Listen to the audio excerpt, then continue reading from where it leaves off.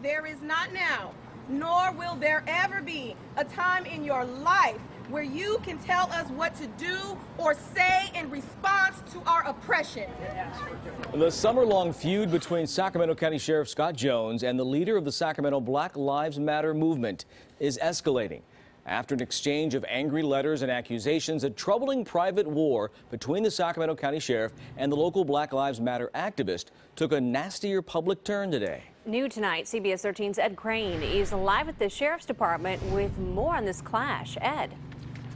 Well, Tony and Adrian, Scott Jones says that Black Lives Matter's right to a peaceful protest really crossed the line when members began protesting outside his own home.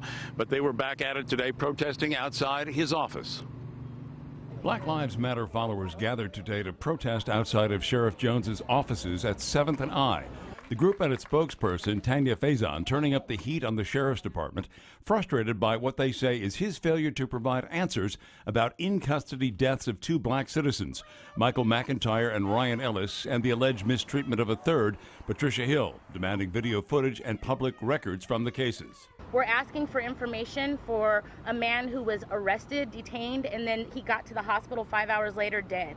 We're asking for information for a man that was suffering a mental health crisis, who was shot in his back 5 times, and then a woman that was brought to the jail and abused and her eye socket was broken. As if to upstage the peaceful protest, Sheriff Jones issued a blunt 4-paragraph statement, harshly critical of Tanya Faison, the leader of the Sacramento chapter. His statement reading in part, "To be clear, my issue is not with BLM Sacramento, but rather Tanya Faison, its organizer." Sheriff Jones believes she, quote, does not want better police, but no police. Jones' statement details what he calls inappropriate attacks, including profanity-laced protests outside his home, and he says, disturbing my neighbors and causing fear in my wife and children. He added, she has posted my home address online and entertained online comments about assaulting and killing police officers. At today's protest rally, Faison did not deny any of the sheriff's accusations. We are fighting for our freedom and we're fighting for answers, and we are creative in our fight.